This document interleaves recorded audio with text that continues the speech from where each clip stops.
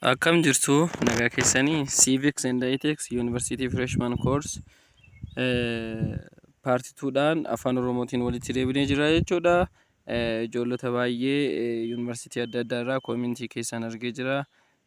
Daddafee akka koorsii kana isiniif xumuruu na gaafachaa turtan waan ta'eef anis yeroo koo irraa sheer godhee qabadhee isiniif dhiyaadheen jira jechuudha. Akkasumas baay'ee na jajjabeessaa jirtu. Viidiyoon kan kee baay'ee natti toleera. Haalli ati ibsanuuf gootuun konseptii guddaa nu qabsiisaa jira. Akkasumaan itti nufuuf jettanii yaada keessan kennitanii jirtan. Akkasumas namoonni yaada keessan hanga ammaatti hin kennine akkasumas wantoonni paartoonni adda addaa irratti akkasiin hojjetamu barbaadan jiraatan koomentii gochuu hin dagatinaa, sabskiraayib gochuu hin dagatinaa isiniin jedha. Kallattimaan gara mata duree keenya har'aatti seenaa jechuudha. Constitutionalism. Constitutionii ilaalleerra, paartii darbetti ilaalleerra. Chapter 5 kun fookasii faayinaalii keessan isa guddaa ta'uu isinitti himeen ture. Termoota ijoo sadanidha. Constitution, constitutionalismii fi democracy, human rights kan jedhu kan ilaallaa jechuudha.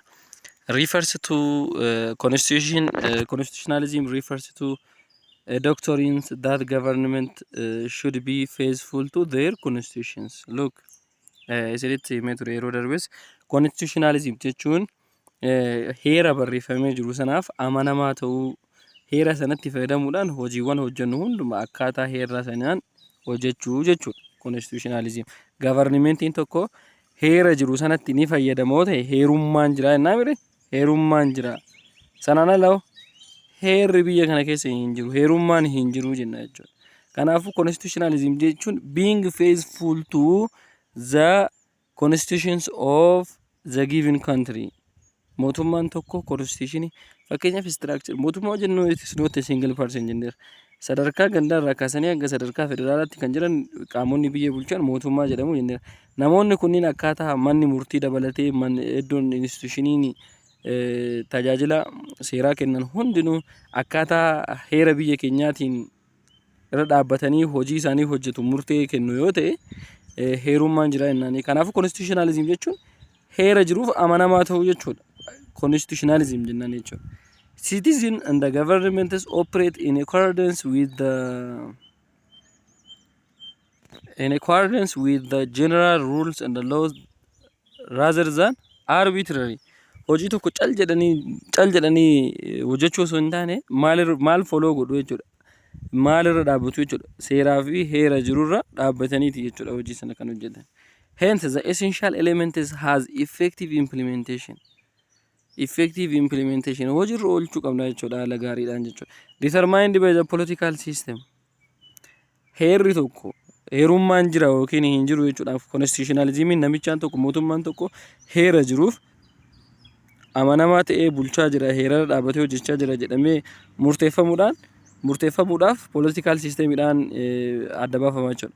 Political systemitu murteessaa jechuudha. Political system jechuun paartiiwwan political partiin biyyoota keessa jiranii jiru mootummaan kun akkaataa heeraatti hojjetaa jiru jedhanii heerarra dhaabbatanii yoo ilaalan hojiin isaa heera biyya sanaa wajjin maash godha yoo ta'e sirriidha, heerarra dhaabbatee hojjetaara. Kanaafuu constitutionalismiin ni jira jennaani. Yookaan immoo heera kana irratti fayyadamaa jiru heeraan ala bahee aangoo mataa ofii fayyadamee wantoota yaada mataa ofii irraa burqisiiseen biyya kana bulchaa jira yoo ta'e akka fedha ofiitti bulchaa jira yoo ta'e heerummaan hin jiru jennaa jechuudha. Yeroo san constitutionalismiin hin jiru jennaa jechuudha. The Constitution Experience of Ethiopia. Seenaa heera Itoophiyaa ilaallume. Seenaa heera Itoophiyaa pre and post 1931 jechuudha. Seenaa heera Itoophiyaa bara 1931 dura turee fi bara 1931 booda ture ilaallume. Traditional constitutions pre 1931. Traditional constitutionii kan jedhamu jira jechuudha. Bara 1931 dura jechuudha. The first written forms of constitutions promulgated in Ethiopian 1931 in Ethiopian calendar jechuudha. Heerri Itoophiyaa yeroo jalqabaaf kan barreeffame heerri dokumentiidhaan bifa dokumentiitiin barreeffame kan ta'e heera barreeffama bara 1931 jechuudha. But before that the country has 4 back constitutional history of unwritten form. Garuu bara 1931 booda Itoophiyaan seenaa heera hin barreeffamne qabdi jechuudha. Heera hin barreeffamne hordofaa turte jechuudha. Akkanumatti heera afaaniin daddarbaa ture jechuudha. Documents like the Kebra Next, Fetanigist, Sirata Mangist from the 13th centuries until the early 20th centuries were the precursors to the formal written Ethiopian national constitution of the modern era. Hanga jaarraa 13ffaa kaasee hanga jaarraa jalqaba jaarraa 20ffaatti jechuudha bara 1931 kanaatti ክብረ ነገስት ዘፈተ ነገስት እንደ ስርዓተ መንግስት kan jedhan ኮንስቲቲዩሽን hin barreeffamne jechuudha. Maqaadhaan maal jedhamanii waamamu ክብረ ነገስት feeta ነገስት እና ስርዓተ መንግስት jedhamanii kan turan ka afaaniin jedhamaa turantu jiru jechuudha. Kana fakkaata jechuudha bara 1931 dura jechuudha. Feeta ነገስት yoo laalle immoo feeta ነገስት yoo laalle the feeta ነገስት or the law of king jennee waamna. Seera kingi, seera nugusaa jechuudha. Was a religious and a secular legal provisions than being definite constitutions. Maal ture feeta negestiin kun mootummaa amantiiti ture jechuudha. Amantiidha jechuudha biyya kana kan hoogganaa ture jechuudha. And secular legal provisions than being definite constitution. Akka heeraatti osoo hin taane akka amantiitti jechuudha biyya kana kan hoogganaa ture yeroo sana feeta negest. Seerri kun heerri kun jechuudha. It is a collection of law which in use Christian Ethiopian for many centuries. Mootummaan kiristiyaanaa waggaa dheeraadhaaf kan itti fayyadamaa ture seerota jechuudha. Seerota adda addaa of keessaa kan qabu ture jechuudha. It was originally written in Arabic by the Coptic Egyptian writer Ibn al-Asal when Cyril Sard was the patriarch of Alexandria. Yeroo Cyril sadaffaa jedhamu kuni patriarch of Alexandria yeroo ture paappaasii patriarch of Alexandria yeroo turetti namichaan Ibn al-Asal jedhamu kanaan barreeffamee ture jechuudha. Feeta negestiin kun jechuudha. Feeta negestiin kun jechuudha. It was used as a source of constitutional, civil and criminal laws. Akka maalitti fayyadamaa ture civil and criminal laws. Seera yakkaa jedhamee itti fayyadamaa ture jechuudha. Seera yakka garaagaraa ittiin nu godhan. By the way feeta negestiin kun gariin barreeffameera harki caalaan hin barreeffamne ture jechuudha. Constitution written constitution kan jennuun maalidha? Guutumaan guutuutti heeronni tokkoon kan jiran hundi yoo barreeffame ta'e written constitution jennaan. Paartii muraasni barreeffamee garuu harki caalaan hin barreeffamne yoo ta'e immoo written constitution jennaan jechuudha. Fakkeenya feeta negestii kana jechuudha. It was compiled from the Old Testament, the New Testament and the Roman law jechuudha. Maalirra Old Testament, New Testament fi Old Testament Romaanii seera Romaanii irraa kan dhufe jechuudha. Kakuu haaraa, kakuu moofaa kan jennu sanarraa jechuudha. Kakuu haaraa, kakuu moofaa Romaanii jechuudha. Seera Romaanii irraa kan dhufe jedhamee yaadama jechuudha. It serves as both religious laws and the legal provisions of the state jechuudha. Akka maalitti ilaalama? It serves as both religious law. Akka seera amantii fi akkasumas legal jechuun seera mootummaatittis ilaalama ture jechuudha. Kan as keessatti ibsamaa ture. Kebra negesti kan jennuun immoo literally means glory of king jechuudha. Maal jechuudha? Glory of king jechuun የንጉስ ክብር yookiin amaariffaan inni sun jechuudha. Ijoolleen baay'een amaariffaa waan dhageessaniif. This document was written by 6 Tigrian clerics and completed in the early 14th century. Abbootii amantaa Tigriyaan jedhamu Tigriyaan yookiin Tigraayin kan barreeffame ture jechuudha bara 19 jaarraa 14ffaa keessa. It determines the succession of the throne in Ethiopia. Succession of throne in Ethiopia jechuun aangoon dhiigaan daddarbaa turuu isaa kan ibsu ture jechuudha. It was the principal source of legitimacy for the king. Takes the Ethiopian history back to the Solomonic dynasty. Seenaa Itoophiyaa Solomonic dynasty irraa ka'e kan ibsu jechuudha. The document determined that any king in Ethiopia must descend from the Solomonic dynasty. Maal jedha ture as keessatti kebra negestii kana keessatti kan barreeffamee ture. Heera kebra negestii kana keessatti barreeffamee kan ture kebra negestii kan jennuun kun jechuudha. Aangoon Solomonic dynastyidhaan kan daddarbu sanyii Solomoniitiin kan daddarbu jedhameetiin kan barreeffame ture jechuudha. Must have school blood relationship with dynasty. Namni biyya bulchu dynasty sana wajjin yookiin Solomonic dynasty sana wajjin nama hariiroo dhiigaa qabu yookiin firummaa dhiigaa qabu kan jedhamee barreeffame ture jechuudha.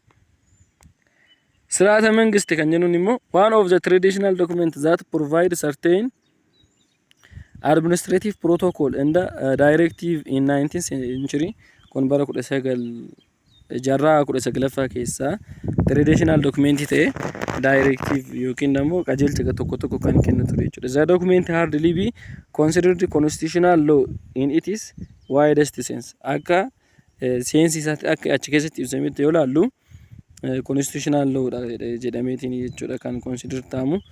Nonetheless, as it is the first document is known to have been used for allocating power among the crown, nugusoota gidduutti qoqqoodamiinsa aangoo kan agarsiisu ture jechuudha. Kun king dignitaries in the church by means of protocols of ceremony which had to be consulted whenever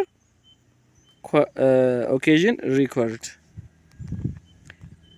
The 1931 amma kan gammaatti ilaalaa turre kibra negist sirata መንግስት kan jedha feeta negist kan jedha ilaalaa turre pre 1931 kan turan jechuudha. Sirna mootummaa bara 1931 dura turanii jechuudha. Amma immoo kan bara 1931 kan ilaalaa jirra. The first written forms of constitutions on July heerri tokkoon hundi isaanuu kan barreeffame jechuudha. Paartiin tokko sosonaafin bara 1931 jechuudha. Yeroo jalqabaaf jechuudha. Juulaay 16 bara 1931 by Emperor Haile Sillaaseedha jechuudha. Namicha barreesses Emperor Haile Sillaaseedha jechuudha. The era of unwritten forms of constitutions came to an end. Yeroon kun yeroo unwritten constitutioniin itti dhaabbate jechuudha. Unwritten constitutioniin buluun heera hin barreeffamneen buluun itti dhaabbate jechuudha. The constitutions reinforced the traditional position of the emperor as Siyume Exaber Nuguse Negest, the Ethiopians, which literally means elect of God, king of Ethiopia. As keessatti king of Ethiopia kan jedhu ibsaa ture jechuudha heera kana keessatti. It is believed that both internal and external factors forced the developments of the 1931 constitutions. Heerri kun akka barreeffame kan taasise kaawuziin isaa ijoo keessaa internal and external factor yookiin intini ture jechuudha. Internal keessatti illee crisis ture, jeequmsa ture, external illee neighboring country Itoophiyaa kanatti bu'aa turan. Kanaaf sababa sanaaf barreeffame jechuudha. Externally fakkeenyaaf the growing interaction between Ethiopia and the external world, particularly the Western European countries. Biyyoota kanneen gidduu interaction ture. Fakkeenyaaf the growing interaction between Ethiopia and the external world.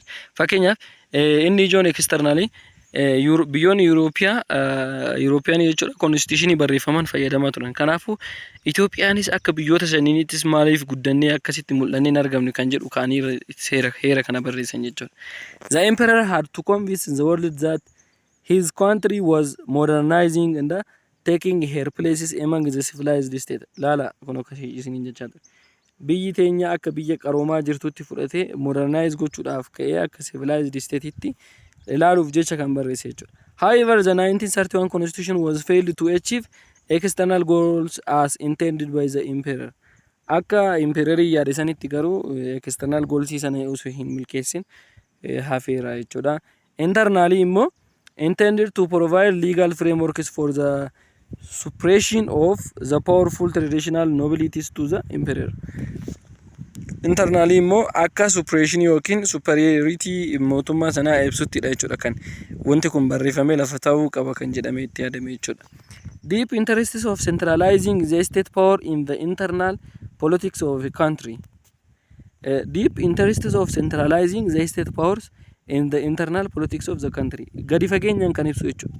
Aangoo mootummaa biyya keessa jiru gadi fageenyaan kan ibsu ture jechuudha. The revised constitution bara 1955 tti immoo revised constitution idha. Sababoota lamaan jechuudha revised kan ta'e heera haaromfame yookiin update ta'e ture jechuudha. kabara 1931 kanatu. The revision of the 1931 constitution was urged by both internal and external factors. sababa internal and external factor itiif daddafee update yookiin revised ta'ee ture jechuudha. Constitution bara 1931 barreeffame bara 1955 tti update ta'ee ture jechuudha. Sababoota lamaaf jechuudha. Mainly to cope up with the social and the political dynamics of the then period global politics in the Ethio-Eritrean Federation. sababa waraana Itoophiyaa fi Eertiraa gidduu tureen jechuudha. Yeroo Eertiraan biyya kanarraa Itoophiyaa keessatti naannoo turteen beektu mire Eertiraa sababa ijoodha inni jechuudha. Haga Eertiraan biyya kanarraa fottoqte heerri haarofti barreeffame jechuudha. Revised ta'e. This revised version of the 1931 constitution comes with a slight modification. Modification haaraa qabatee dhufe jechuudha. In the structure of the systems of government structure mootummaa irratti illee modification tureera wanti haaroomfame yookiin update ta'e. Limiting the power of the emperor to a certain extent. Hamma tokko daangaa aangoo mootummaa kaa'ee ture jechuudha. And the relatively better recognition of rights and freedoms. Mirga lammiilee hamma ta'e tokko kabara 1931 irra yoo ilaalamu mirga lammiilee freedom isaanii kan ibsu ture jechuudha. The 1987 constitution or the 1987 constitution or PDR immediately after come to power, the Derg set up the provisional military administrative council types of temporary government jechuudha. Kuni barri kun bara mootummaa dargiti jechuudha. The establishments of the Derg inevitable brought profound changes in the country. Kun barri mootummaa dargii kun immoo jijjiirama guddaa kan fide ture jechuudha. Maal akka ta'e ilaala. After coming to power, the Derg issued a series of decrees and proclamations that was used as a legal rules until the adoptions of 1987 constitution. Proclamation fi decrees adda addaa kennaa ture jechuudha. Labsiiwwan adda addaa baasaa ture jechuudha. Akka legal rule itti jechuudha. Akka seera qabeessa ta'e wayiitti ruulii garagaraa baasaa ture jechuudha bara 1987 kanatti jechuudha. It took sweeping measures through series of decrees in the proclamation that includes such as nationalization of rural and urban land lafa magaalaa fi lafa baadiyaa irratti proclamation adda addaa baasaa ture. Extra urban houses, private schools and the factory by passing series. The time from this 1974 to 19 was a period of constitutional vacuum in Ethiopia. Yeroo constitutional vacuum yookiin heerri baay'ee weak itti ta'e jedhamee yaadamaa ture jechuudha. Haga dargii dhufuutti jechuudha. The People Democratic Republic Ethiopia Constitution, People Democratic Republic Ethiopian Constitutions or PDREC kan jennuun sana RE kan jennuun sana introduce secularism and contains human democratic right. Heerri kun dhimmoota ijoo lama qabatee dhufee ture fide jechuudha. Secularism introduce godhe. Secularism jechuun maal jechuudha? The religions in the schools are separated.